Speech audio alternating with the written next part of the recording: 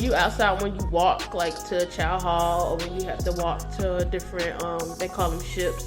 You have to walk like from ship to ship. Then you're outside, but I mean it's really structured. You're like you're head to head behind somebody. That's crazy. And it's like walk here, walk there. No sound. Like they better not even hear you breathe. What? And it's like straightforward, no looking around. It is so like being in the military. No. So then when I got back home, it was kind of like I had set all my plans on going to the Navy. This was the direction I was going career-wise. Right. So then when that didn't work out and you come home and it's just kind of like, what am I supposed to do? Was that after college? Yeah, so it's like I'm back home, 26. I'm back home. No, 25 at the time. It was after college? 25. I was 25. Mm-hmm. Okay. And it's like you come back home and it's just like, now I'm back at my parents' house. Like I had to make this plan to, move forward in my life. And then you just kind of get like, I'm just put in a position where I don't know what to do, where I'm going. Like, yeah, you don't know where you're going. So then it really did become, and then that's right around the time when I was figuring myself out,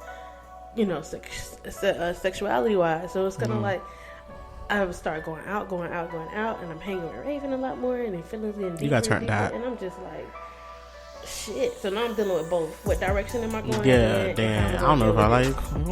Yeah. So then you kind of deal with both. And so that was like, that was a moment for me. And that was the second time that I really kind of felt that there was like some kind of depression going on. Right, because you just uncertainty. And it was more of like I'm a hide it kind of depression. Right. So it's like I'm gonna go out, have fun, try to knock the feeling that I'm feeling. But at the same time, it's like when you get home and you back in bed, it's like, damn. Yeah, and you're back to dealing with your real life issues. I know. I wouldn't say I went through. I didn't go to Navy sis, but y'all know what I went through. It's still crazy. Like it's still kind of the same. Like I was just home. Your position. Nothing. I mean, every job I'd apply for was like no. So I mean, I get it. It's just like where do I go from here? What am I gonna do? Exactly. Especially when you pass that age, like when you hit 25, it's kind of like by this time you should have something. Something, exactly. Some kind of direction. Exactly, something. That's the misconception, because that's not the truth. I think your 20s is all about learning. Yeah, and that's what me and Drake was talking about last time, like how your upbringing was different, and how you were kind of set up, and how me and him had to learn before we was 25. I wouldn't take it back. I'm actually glad I went through that, and same. Even now I'm almost. Why do I keep saying that? I'm almost 27. Girl, she almost 30. So anyway, she trying to flex. We all almost 30. She be flexing. Oh, now we all almost 30. No, yeah, off camera, she be. You still know what direction you're going in. Like yeah. So you have that goal that you're going through, or you're going to. But it's like I'm kind of at a point where am I going back, or am I going to stick with what I know, or where direction am I going in? So when you get to that point, it's kind of like. You hear, and it's like 3 different tunnels. It's like, what fucking tunnel do I go down? Yeah. If you have an idea, like what you want to do, and you put in your best foot for it, that's different. Yeah. But if you're almost 30 and there's like these points or these guidelines where you should have hit. You should have been married. You should have had a kid by now. You should own a house, and that's not the truth. And nobody should pressure you to that compare at my all. journey at to all. anybody else's. Everybody, like I told you last week, everybody's journey is different. Because I know people who were in their 30s and they had to go back and do it over. Right. So that doesn't mean they're better off. Yeah, I think I am envious of people who actually enjoyed their fucking 20s, us still being in our 20s, because I just feel like I've been working nonstop, and those people that probably already have it already, but I've had to learn, like, I can't compare my journey to theirs. Exactly. Who knows what they've been through, who knows what they're about to go through, because I already went through it. Exactly. And not only that, it's like, when I look back now and I see my parents are in their 40s, we already talked about this, but they live their best fucking life. Like, I would too if I was rich. Vacation, go here, go there. You know, they want it, they get it. And I'm like, and when I was like 22, I used to always say, I can't wait till I get into my 40s because my parents living their best life. Oh, I can wait. But I ain't saying all that. Calm down. This one right here. I can't wait till you turn 30. Right. Think about the sacrifices that they made too, though, because they sacrificed their entire 20s.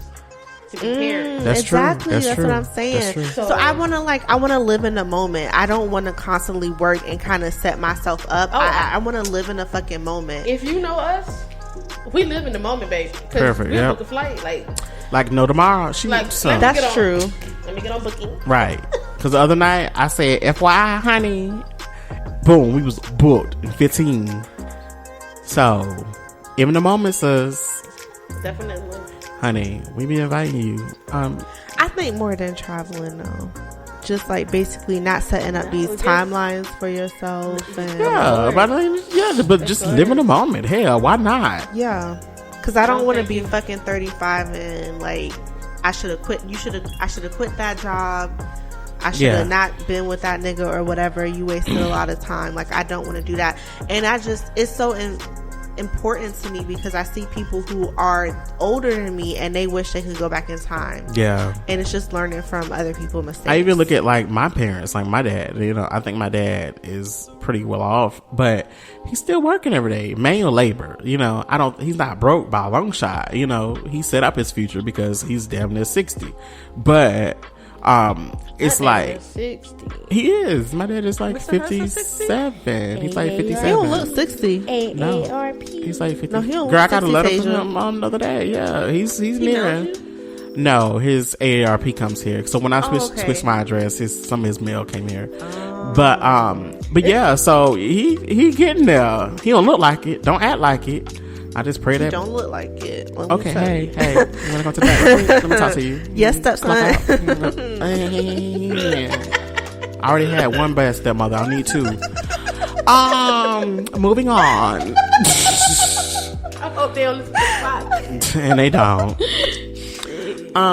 But yeah, so it's quite different, and I think that we all have different experiences and different things we go to, but you know, just seek help. You know, whatever you get. If you gotta see a therapist, see a therapist. If you need to, definitely. But if you got kids, don't count them off. Don't count their feelings. Exactly. As just minute. yeah.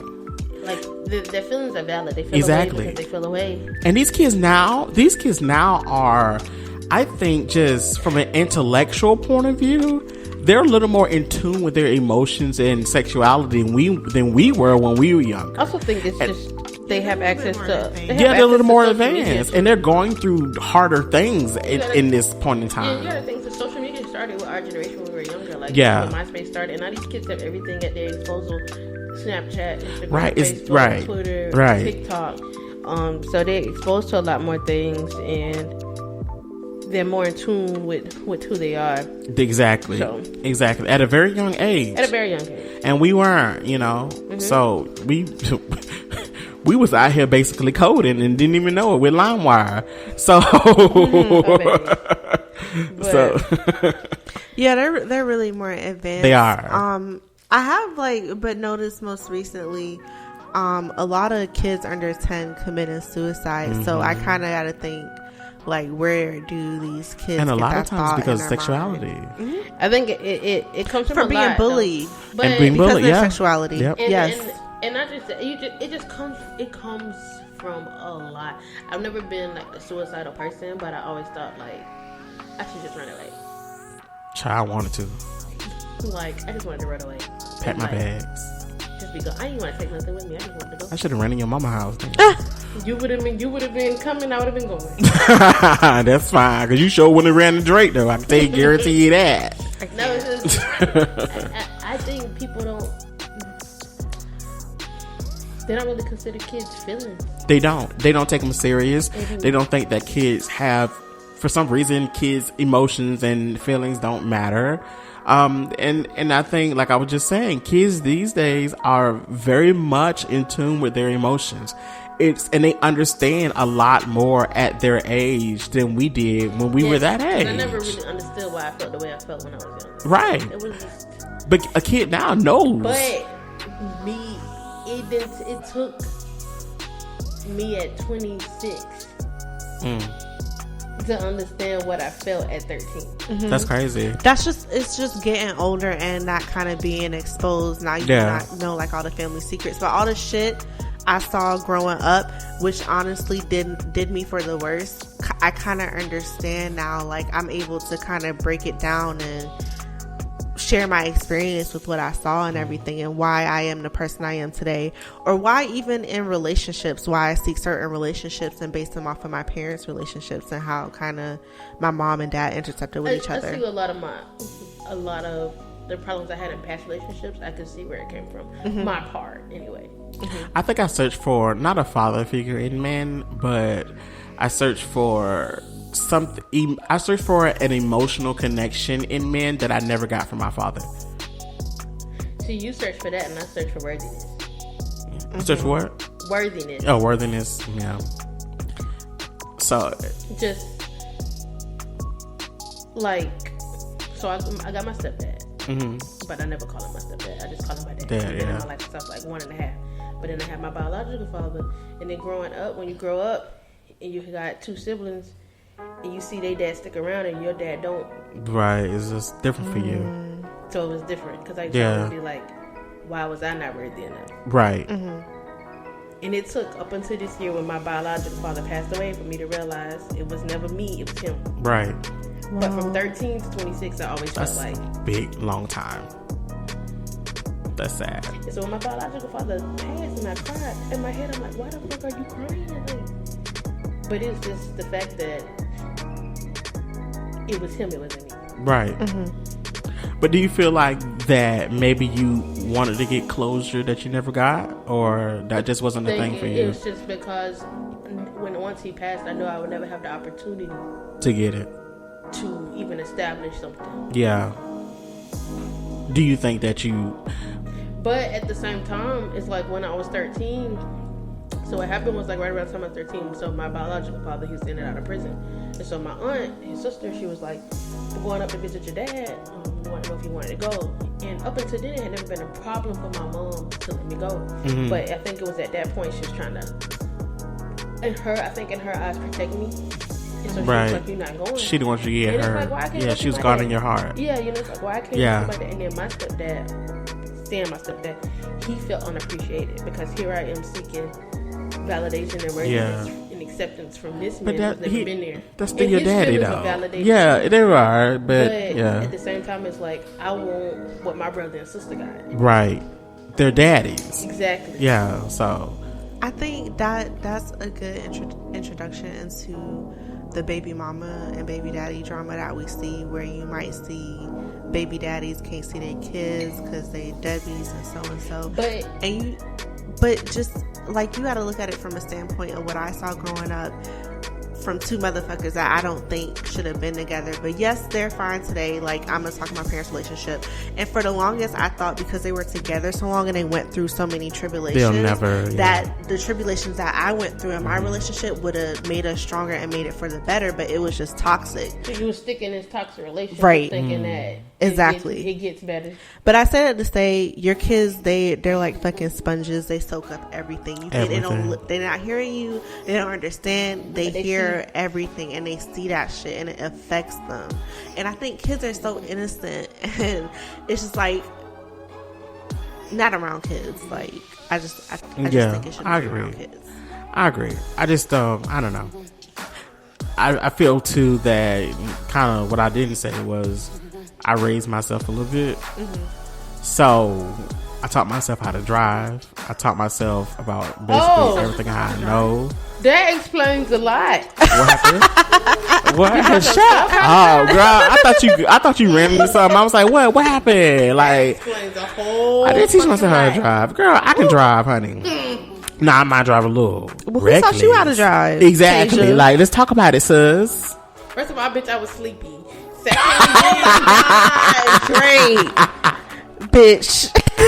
I am hollering. So what happened? Tell me about your horror story. She was like this on the stairs. Not 10 and 2. I just knew it was my time. I had to sit up. 10 and 2. Bitch, I was just falling motherfucking sleep. I'm screaming. And I've been there before, bitch. I done woke up hitting the cones off of 417. So same. with my foot on the brake. Bitch, At least I've you had been on the there brake. before. The people behind me ain't even blow their horn. They're Girl. supposed to sleep too. I was gonna say, Let me tell you, I think I fell asleep at